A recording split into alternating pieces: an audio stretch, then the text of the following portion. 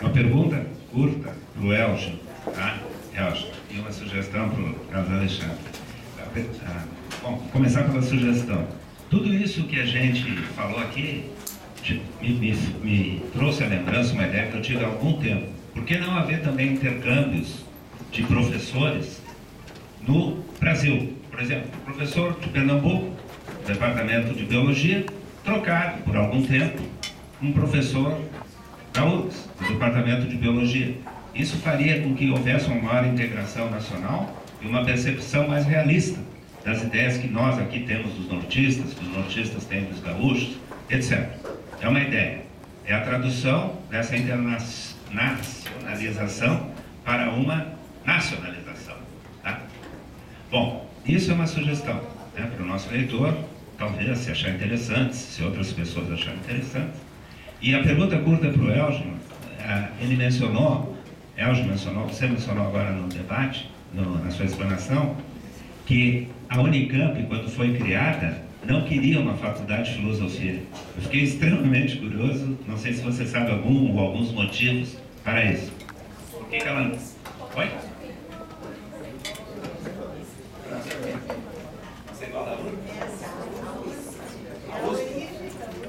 Não mais, tem outra. Professor Jairton, professor Lambi,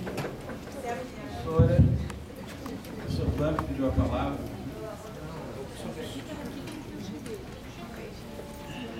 Bom, boa tarde a todos.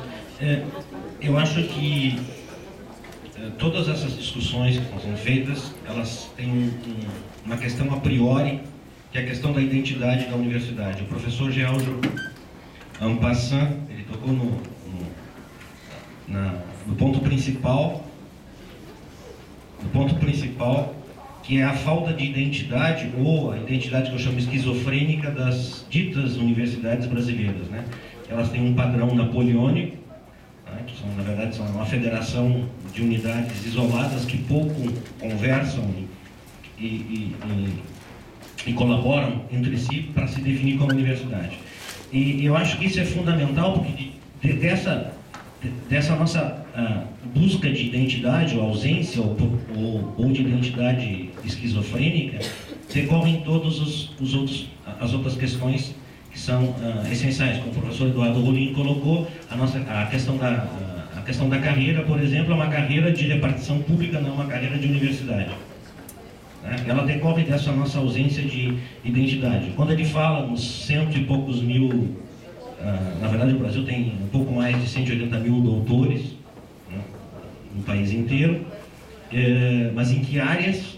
Né? E eu acho que isso vem, como o professor Elgio colocou, da questão napoleônica, foi quando se tentou nacionalizar, por a nacionalização das universidades, que antes eram gerais, em decorrência das questões das universidades humboldtianas. E a questão principal que se coloca é: a universidade brasileira, ela é uma instituição de Estado ou de governo? Isso é essencial no entendimento do que nós vamos, a partir dela, discutir. Em todas as culturas e civilizações, elas têm um caráter universal, mas elas estão intimamente ligadas ao projeto de nação. Queiramos ou não queiramos, elas refletem isso. Então, a pergunta que se faz: a universidade brasileira, qual é a identidade dela? Ela é simplesmente resultado de suas corporações, uma instituição de governo, ou ela é uma instituição de Estado? A partir dessa definição, né, e desse entendimento é que nós vamos poder decorrer de todos os outros, que é carreira, etc. Né? Obrigado. Professora Dildo. Eu? Então, Maria Beatriz da Física, é justamente sobre um dos aspectos dos quais o Elgio iniciou a fala, internacionalização versus circulação internacional, algo que eu senti falta na apresentação do nosso atual reitor, que seria sobre a mobilidade dos nossos professores, ou seja, professores pesquisadores que saem versus pesquisadores de outras instituições que vêm para Dulux não queria somente ver os números relativos aos estudantes, mas eu gostaria de saber conhecer essa estatística entre quem vai e quem vem. Porque eu conhecia um instituto no qual eu me formei, em que nós tínhamos uma presença significativa e relevante e importante para a nossa formação como estudantes, de professores que vinham de outras instituições do exterior e que nos ensinavam em outros idiomas. Isso foi importante para nós. E nessa mesma instituição eu não vejo a mesma proporção, ou seja, tem mais afastamento ou mais circulação internacional do que reciprocidade de vinda de professores.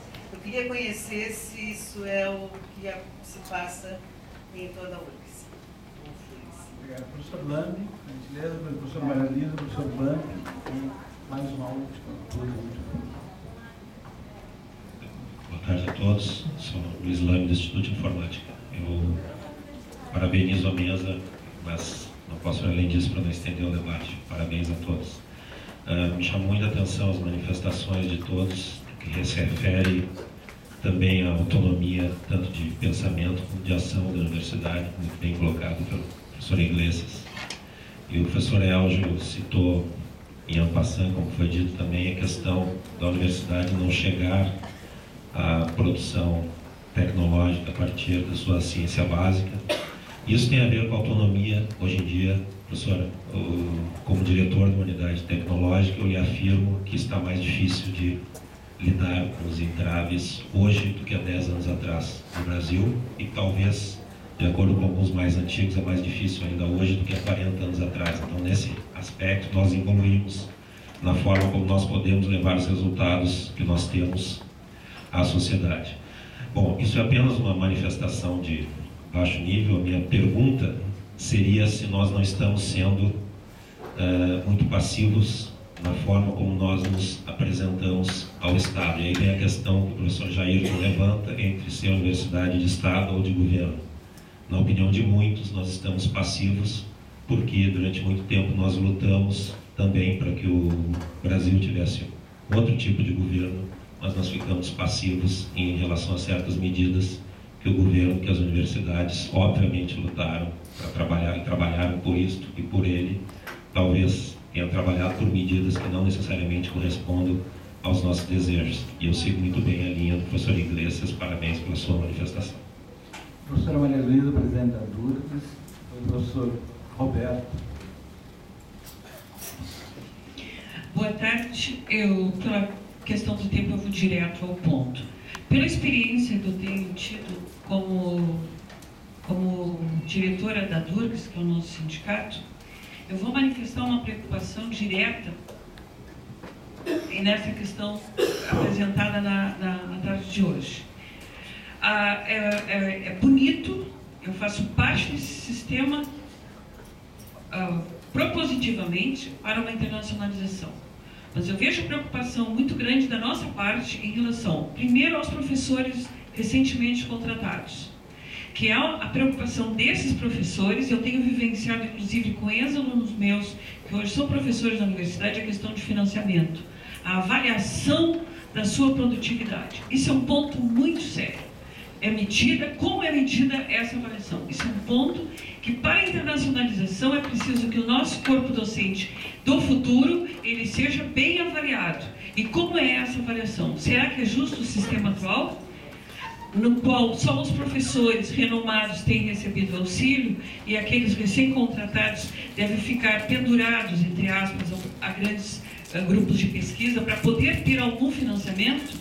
Eu vejo que esse é um ponto que neste caminho de internacionalização deve ser levantado, deve ser abordado. Isso é uma preocupação nossa muito grande. Em segundo lugar, em relação àqueles professores atualmente exercendo as atividades, já com algum tempo de casa, tá? E que estão pensando em fazer não somente um pós-doutorado, mas ou um estágio no exterior. Nós temos recebido constantemente apelo desses professores para que seja considerada a questão do professor substituto para esses casos. Querem sair para o doutorado, não tem como deixar a universidade. Querem fazer sabático. Sabático é outra recuperação que nós precisamos.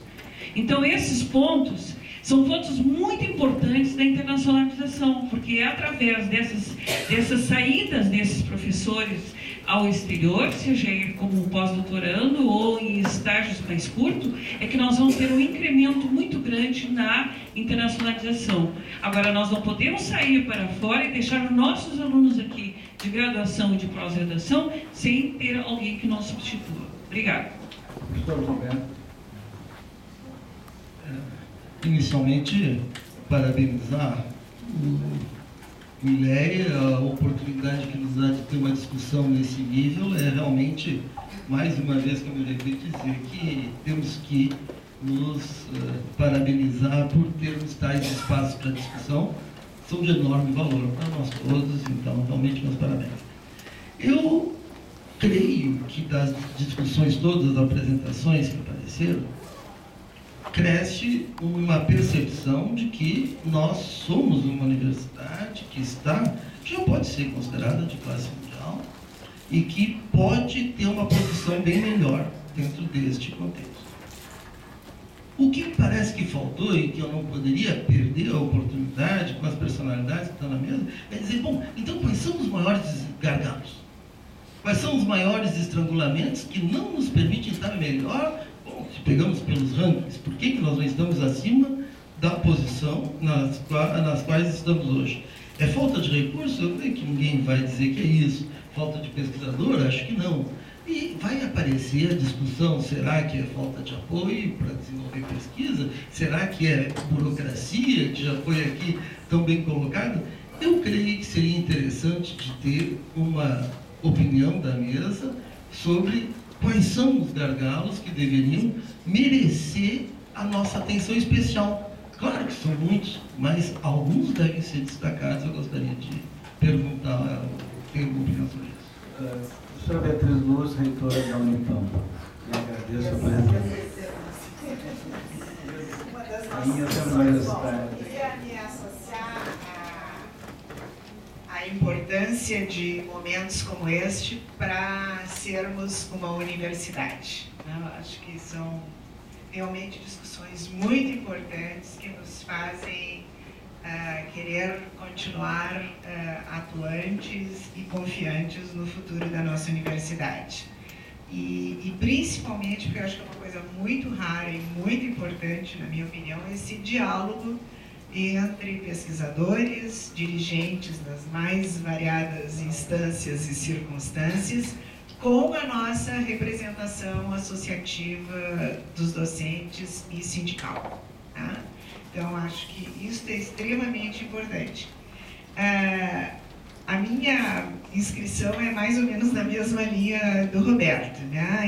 É de pensar, bom, não vamos discordar de um projeto de uma universidade de excelência. Tá?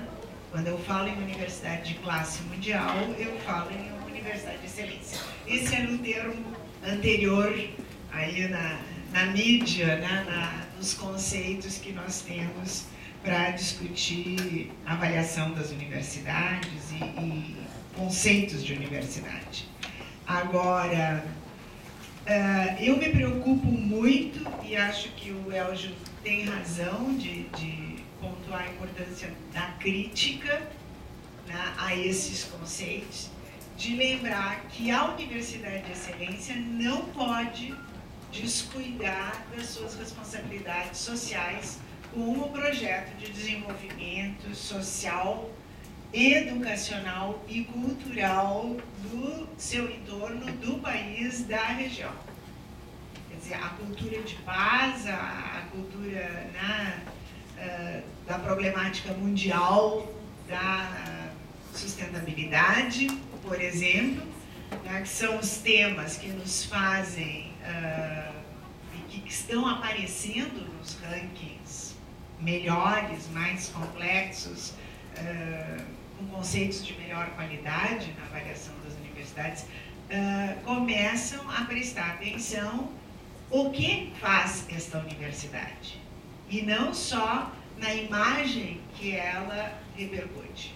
E por isso eu me solidarizo muito com esta preocupação da nossa reitoria, que é a de construir os sistemas de informação e de difusão que retratem a nossa universidade por inteiro, né? A nossa universidade na maior diversidade e na maior profundidade das coisas que ela faz. Bom, isto tudo né, chamando a atenção de como eu vejo a grandeza do ser universidade, que é ser universidade de ciência, de produção de conhecimento, de difusão de conhecimento, mas de fazer solidariedade na transmissão direta também do conhecimento de base para a nossa sociedade. Eu queria dizer, principalmente no diálogo com o nosso sindicato, que inclusive né, promove e patrocina junto com o ILER esse diálogo, da minha preocupação com o conceito de carreira e com algumas das questões que estão postas à mesa no futuro das nossas discussões, quando o Sistema Federal de Universidades está em expansão, está em interiorização, né? Como é, inclusive, o caso de novos campi pensados para a nossa universidade e nas novas universidades. O progresso dos doutorados, Eduardo, eu queria entender melhor se a tua preocupação ao fazer comparações com a Argentina é dizer que nós podemos fazer outras comparações de lugares onde a gente só entra na carreira tendo doutorado e mais alguma coisa, né? Então, eu acho que nós temos que pensar muito. Eu estou extremamente preocupada com o controle externo sobre a nossa carreira, vindo agora com a chancela do plano de carreira negociado por nós perante o governo. Eu imagino, então, o poder deste controle, que agora não é só no financiamento, mas é também nas regras do que se faz, como se usa o tempo dentro da universidade. Obrigada. Professor Blanco. Foi o Pecker que pediu a palavra. Acho que os dois. Bom, eu com prazer passo o microfone adiante para os dois. Só uma pergunta, vocês acham que a excelência acadêmica pressupõe necessariamente a internacionalização? É possível achar algum exemplo de uma universidade que seja não internacionalizada e que seja reconhecida como excelente? Hoje em dia? Bom, professor Jacques, obrigado. Depois o professor Vladimir, daí encerrando. Eu tenho duas perguntas. A primeira é saber, de fato, se a internacionalização, de acordo com a escola, de maneira alguma, mas ela tem, ao mesmo tempo, um processo correspondente, que é o da interiorização, mas uma interiorização que encontra mecanismos da própria universidade. Nós temos um consumo, algum organismo representativo da universidade, mas o problema é muito além disso, porque se a gente olhar os novos centros universitários, a gente percebe que, citar só um caso, o caso da ecologia. As pesquisas na área da campanha descobriram ao redor de 1.700, 1.800 variedades de plantas na campanha, o que não era conhecido. Só em termos de gramíneas e de leguminosas tem mais de 240 tipos. De gramíneas, só mais 450 por aqui. Bom, vamos dizer, qual é o problema da faculdade de agronomia? Acho que não é. É um problema ecológico. Isso que eu quero dizer. Como que a universidade e os outros centros universitários vão se enraizar nesse problema ecológico, que tem uma história. A história vem de todas as lixiviações vindo dos 4 filhos lá. outros 3 litros. Esse é o primeiro problema, esse é o problema de encarnação. O segundo problema é os mecanismos de interação que eu diria que são necessários com as classes mais populares, mais fundamentais, não, mas as classes populares. Por exemplo, nós temos o caso da crise indígena, né, no Mato Grosso. Ontem eu vi a crise no Amapá, e assim por diante. Quais são os mecanismos que a universidade tem de dialogar com esses povos indígenas? O Pinochet tinha achado uma fórmula fantástica para dialogar com os Mapuches e a propriedade coletiva nas aldeias, com o dinheiro de FMI. Ele obrigou o pessoal das aldeias coletivas Mapuche a dividir, a dar essa propriedade a cada família. Uma vez que não foi dada, firmas internacionais compraram de cada família e terminou a propriedade coletiva. O que eu quero dizer é que a universidade tem mecanismos, por exemplo, por colocar um problema. Existe só um direito de propriedade privada, não existe direito de propriedade coletiva. Esse é o segundo problema que eu quero colocar, não só esse aqui, mas similar. Só isso. Obrigado. Professor Vladimir, professor Goldan, aí encerramos para a mesa responder, se quiser. Eu queria inicialmente cumprimentar o professor José Vicente pela iniciativa e pela excelência que nós estamos compartilhando aqui as discussões. Vou falar bem rápido para que a gente possa ouvir os nossos palestrantes, mas eu tenho certeza que o professor Roberto colocou uma questão que me preocupa bastante, que é a questão da nossa posição nos rankings. E eu tenho certeza de que a nossa posição pode ser muito melhorada em relação a se nós trabalharmos a questão dos registros. Eu tenho certeza que um dos problemas principais que nós temos é a questão da qualidade dos nossos registros. Claro que nós temos outros problemas que eventualmente vão ter que ser endereçados também. E para completar, a questão de o que a universidade está fazendo para contribuir para essa questão da internacionalização. Então, me sinto à vontade para comentar uma iniciativa que a universidade teve já na gestão anterior, que foi de estabelecer as missões para discentes e para docentes, missões para o exterior. A nossa universidade, no ano passado, enviou 93 alunos de pós-graduação para o exterior com recursos próprios da nossa universidade. E enviamos 43 professores que estavam mais recentes na universidade, então isso vem ao encontro do que a professora Maria Luísa colocou, como é que a universidade contribui para os seus novos docentes. Então a universidade fez esse edital, e esse ano vamos repetir o edital, que é uma forma de a universidade também não simplesmente confiar nos órgãos de fomento, mas também fazer a sua parte e poder contribuir para essa internacionalização. Obrigado. Professor Goldan, encerramos. A palestra do professor Léo começa 5 minutos depois do término dela. Eu só queria cumprimentar a banca, a mesa, e eu fiquei meio acuado aqui, porque eu sou da medicina, né? Então eu atravessei o Ipiranga, estou aqui, professor Elcio, eu não vou fazer mal para a Assembleia, espero que não, para a reunião, né? Eu, professor Francisco, mas então eu me estranho no ninho aqui, mas de maneira muito...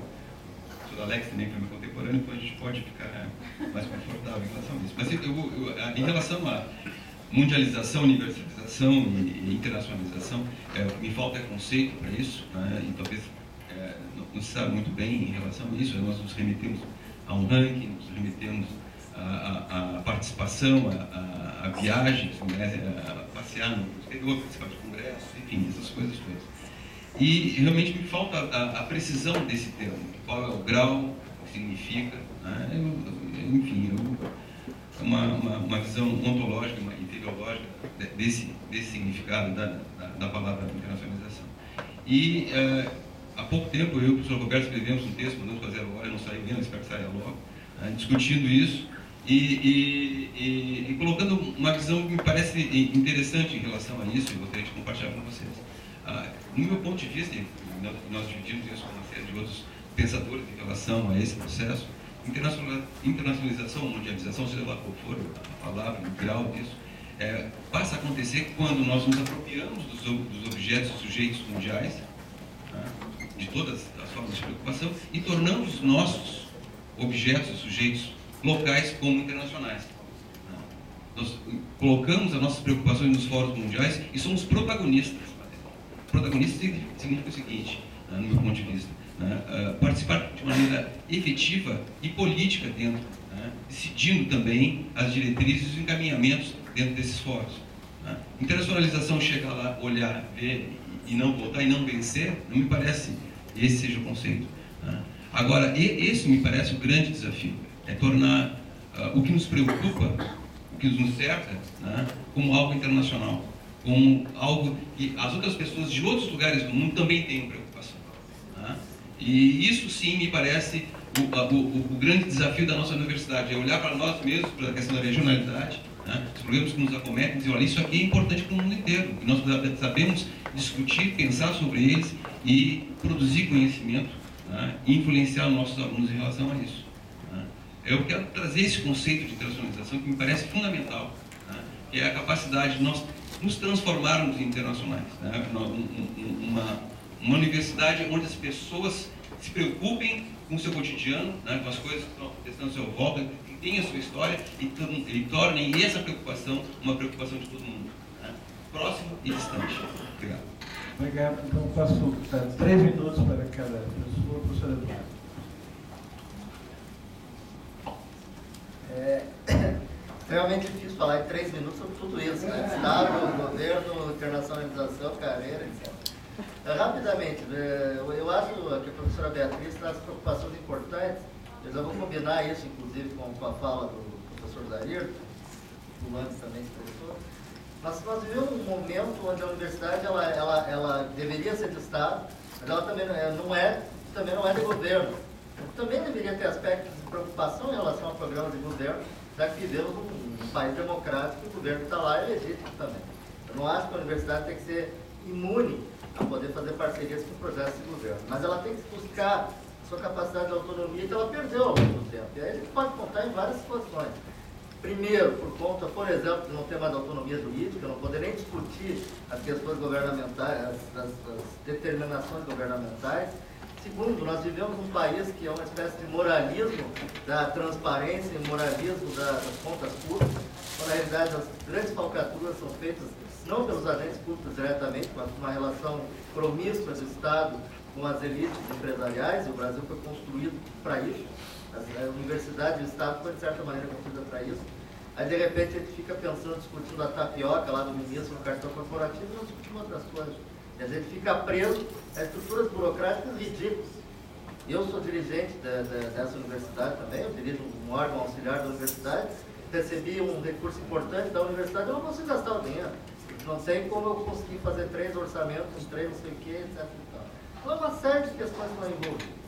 Eu acho que a universidade ela tem que ser mais Estado, para isso nós, como pensadores, temos que convencer essa sociedade de que esse moralismo aí, de transparência de conta pública, é o contrário, uma forma de fazer com que a gente gaste muito mais dinheiro público do que o contrário. Então, esse para mim é um gargalo importante. A burocracia estatal combinada com o moralismo da Globo, o globalizante é da Globo, da Rede Globo. Tá? Em relação à carreira, eu acho que a carreira de professor universitário, ela melhorou muito a universidade no Brasil. Esses números que eu trouxe é de 2006 para cá. Mas se a gente fosse buscar 87 para cá, a gente ia ver que o incentivo à titulação foi uma coisa importante. Então, o que eu defendo? Eu defendo, sim, uma carreira de 100% sejam doutores, mas doutores que sejam capazes de fazer ensino, pesquisa e extensão de uma forma abrangente.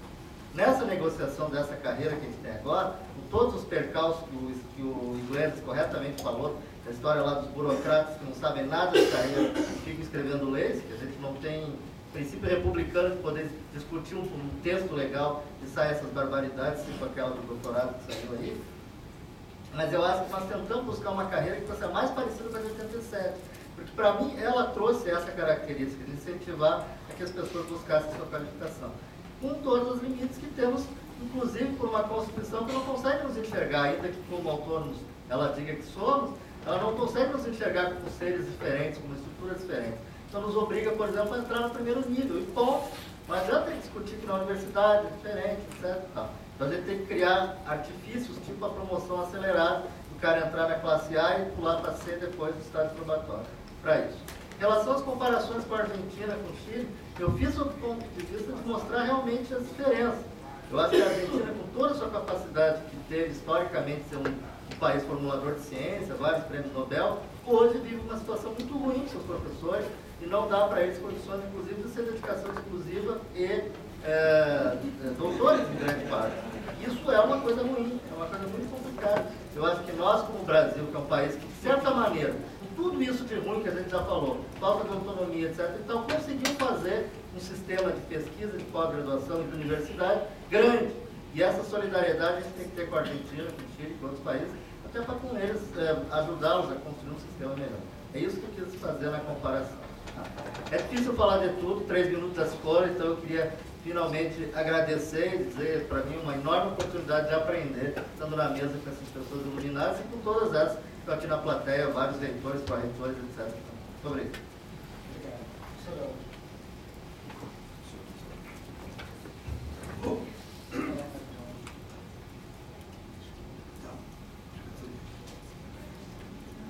Bom, vou tentar dar algumas respostas telegráficas, porque a problemática é complexa. Aquela curiosidade sobre a Unicamp, eu vou responder logo, é que o reitor, à época, queria uma universidade tecnológica. Não queria uma universidade clássica, como são as outras, com todas as áreas, ele queria uma tecnológica. Então, esse professor filósofo, ele criou esse instituto, que não era tradicional Faculdade de Filosofia, Ciência e Letras, para poder fazer uma mescla de áreas, antropologia, filosofia, economia e a linguística com a ciência à época de maior prestígio. Então foi uma combinação que depois implodiu. Hoje nós temos a Faculdade de Economia separada, a Faculdade de Filosofia e Ciências Sociais em um outro lugar. A linguística não se edificou, mas explodiu. E temos também um escândalo.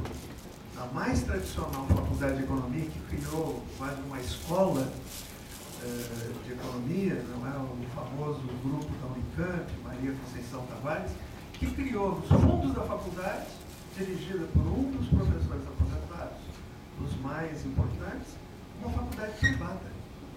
Essa faculdade privada cobra caríssimo e ainda usa as instalações da velha Faculdade de Filosofia, da velha Faculdade de Economia, Biblioteca, etc.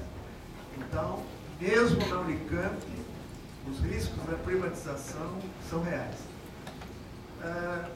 Com relação ao outro tema, que é Universidade de Estado, de Governo, eu acho que o nosso colega já respondeu, mas eu diria que nós temos apenas uma virtude para fugir da Universidade de Governo, por exemplo, com relação à Argentina. A Argentina, todo reitor é do partido do governo. Então, isso Paraguai, etc. Então, isso nós não temos esse problema. Quer dizer, em geral, a escolha dos reitores obedece uma lista e normalmente, até na época de alguns reitores, de alguns ministros da ditadura, eles respeitavam uma certa ordem. Isso eu acho que é uma coisa positiva.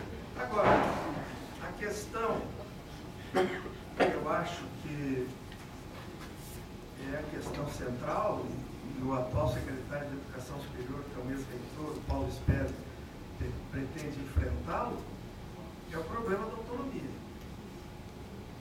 As nossas universidades, no Brasil, com exceção da Unicamp, da USP e da Unesp, não conquistaram a autonomia.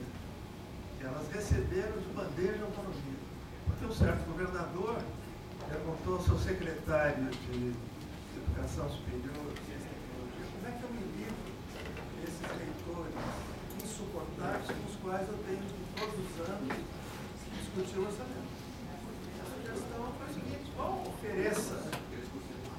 ofereça um percentual do ICM, que acabou sendo em torno de 10%, e não tem mais discussão, eles sabem que o valor é esse. Eles dividem entre si, a USP fica com a metade, as outras dividem o saldo e está resolvido o problema. Bom, mas eles têm, evidentemente, que autonomia e o sistema federal não tem nenhuma autonomia. É uma coisa impressionante e tudo que foi comentado aqui revelador dessa atitude. Mas esse é um problema antigo. Nós temos na Constituição, no artigo 137, um artigo lapidar que reconhece a autonomia, não só didático, científica, que essa nós temos, mas não reconhece, por exemplo, a de gestão e a de utilização do seu patrimônio para poder, por exemplo, conseguir um empréstimo. O BNDES fez uma política para expandir, na época das vacas magras, as universidades, e quem se beneficiou foram as privadas, porque todas podiam colocar o seu prédio em garantia e as federais não tinham o seu patrimônio, não podiam fazer isso. Eu estou vendo que eu não vou poder dizer muito mais coisa. Mas eu acho que essa questão dos gargalos, o nosso reitor aqui deve estar mais aparelhado para responder. Com a Maria Beatriz, eu concordo, evidentemente, com essa preocupação que nós temos de ser uma universidade de classe mundial, mas nós temos que pensar que nós somos um sistema de universidades federais. Eu vivi o tempo em que o governo queria separar as 10 melhores do resto. Então, as 10 melhores vão ter direito a tudo. Pesquisa, internacionalização, como a CAPES. A CAPES, no início, ela ajudava os cursos que tinham dificuldade. E agora ela só ajuda aqueles que têm que ficar cada vez mais consolidados. Então, são mudanças de padrão, não era o funcionamento das nossas agências. Agora, o que a gente tem que se lembrar, para aqueles que têm memória curta e não passaram pelo que muitos reitores passaram, entre os quais eu, que foi o período das vacas magras, é que naquele tempo tinham 2 universidades em cada instituição. A Universidade da CAPES e a Universidade do MEC. A Universidade da CAPES sobrevivia bem. Tinha taxa de bancada, tinha bolsistas, tinha apoios do próprio programa, funcionava. E a Universidade do MEC era giz e quadro negro e cuidando da graduação. Portanto, estão dizendo fim aqui, não tem que... Agora, eu só queria dizer uma última palavra sobre o nosso professor aqui da medicina, que fez uma reflexão interessante, a qual eu concluiria dizendo que concordo em grande medida. A internacionalização, parece paradoxal, é a nossa internalização daquilo que nós conseguimos na convivência, no intercâmbio posterior. Mas transformar essa internacionalização não num privilégio de poucos que vão continuar cada vez mais internacionalizados e separados da universidade, mas trazer para dentro da universidade aquilo que ele aprendeu com o dinheiro público e com o apoio da universidade para o conjunto da instituição. Muito obrigado.